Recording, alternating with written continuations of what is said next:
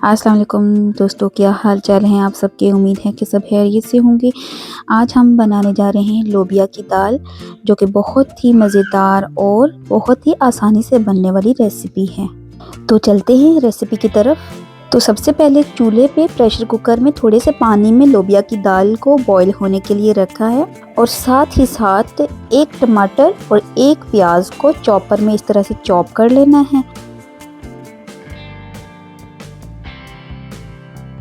Chop किए हुए प्याज और टमाटर को इस तरह से ऐड कर देंगे और साथ ही लहसुन अदरक का पेस्ट भी ऐड करेंगे और स्पाइसेस भी ऐड करूंगी, जिसमें लाल मिर्च का पाउडर, हल्दी, सूखा धनिया, गरम मसाला और ज़ीरा और नमक। इन सब चीज़ों को ऐड करने के बाद अब इसमें हस्बे ज़रूरत इसमें पानी ऐड कर रही हूँ। जितना आपको चाहिए आप उस हिसाब से पानी इसमें ऐड करके लगभग 30 से 40 मिनट प्रेशर कुकर को बंद कर दिया था मैंने दाल को गलने के लिए। अब आप देख सकते हैं कि दाल हमारी गल चुकी है।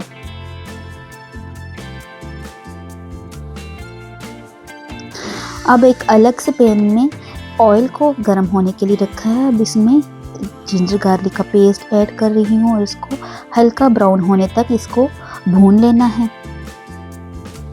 जब इस तरह से इसका कलर आ जाए तो अब इसमें लोबिया की दाल को ऐड करूँगी और पानी को साइड पे रख देना है और सिर्फ दाल को अच्छी तरह से भून लेना है।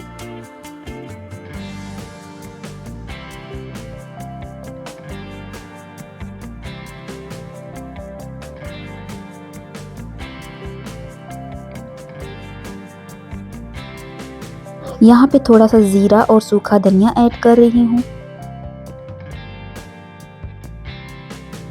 और आधा चम्मच काली मिर्च का पाउडर ऐड करूँगी। इससे बहुत अच्छा फ्लेवर आता है। और अब इसकी अच्छे से भुनाई कर लेनी है।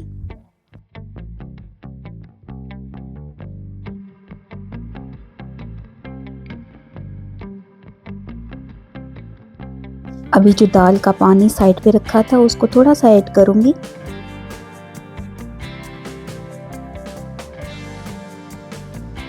अच्छी तरह से भुनाई कर लेने के बाद सारा पानी इसमें ऐड कर देना है और अपनी पसंद की कंसिस्टेंसी आने तक इसको पकने दें।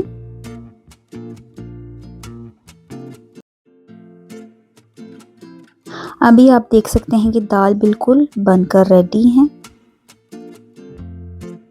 और दूसरी तरफ चावलों का पुलाव बना लेंगे। बहुत ही आसान तरीका है। सबसे पहले प्याज को इस तरह से कट कर लेंगे, उसमें ऑयल को ऐड करेंगे।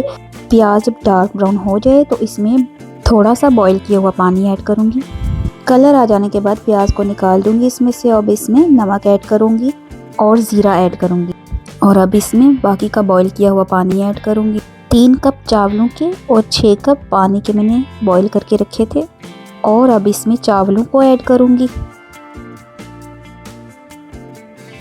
और जब पानी ड्राई हो जाए तो इनको दम पे लगा दें।